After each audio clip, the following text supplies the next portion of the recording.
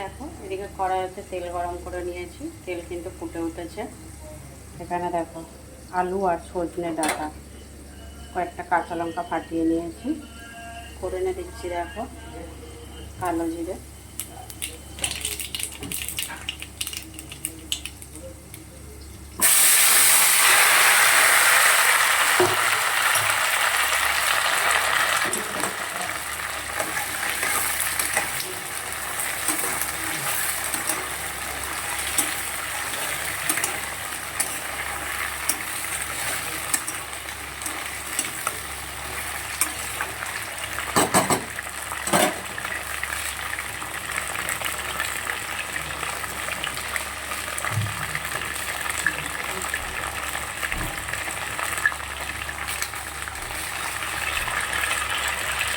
সজনে ডাঁটা কেটে খেতে পছন্দ করে অবশ্যই কমেন্ট বক্সে জানিয়ে দিও।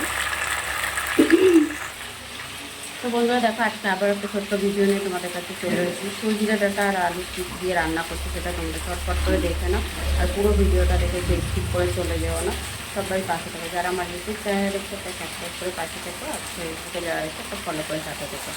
এখানে স্বাদ মতনটা মিলিয়ে দিয়েছি।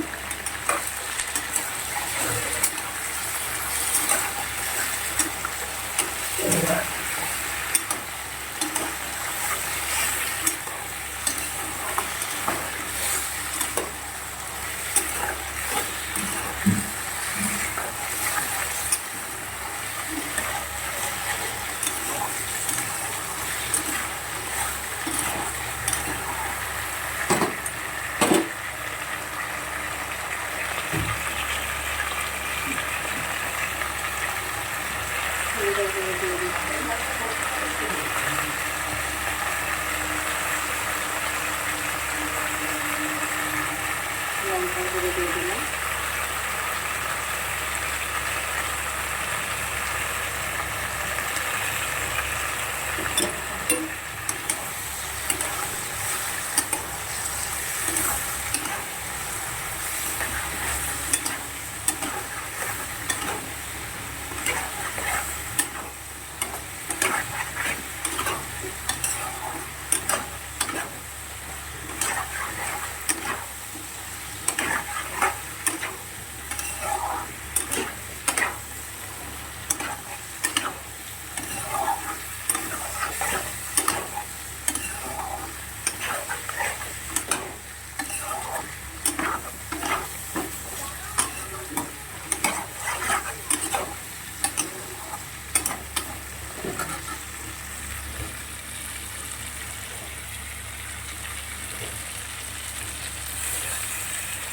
জল দিয়ে দিলাম।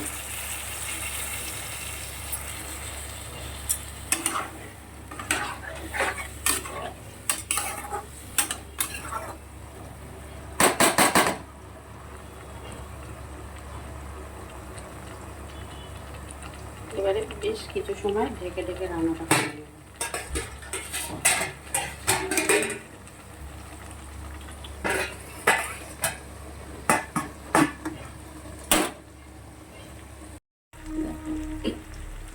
আজ থেকে 7 মিনিট রান্না করে নিয়েছি। বেশ কিছুটা পোস্ত বেটে দিয়ে দিলাম।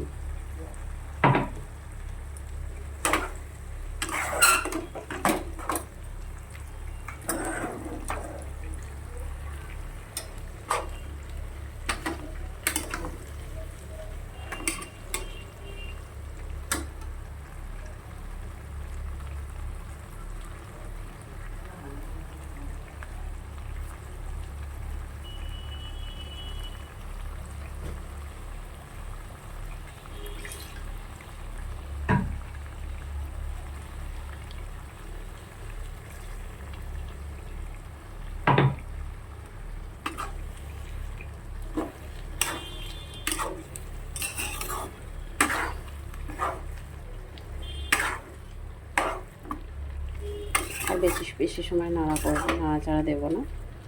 পোস্ত কিন্তু খুব বেশি রান্না করতে লাগে না।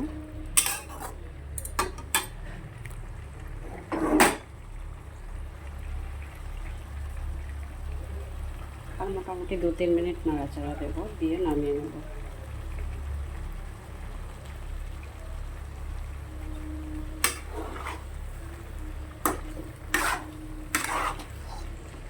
ডাঁটা আলু সবটাই কিন্তু ভালো করে সিদ্ধ হয়ে গেছে।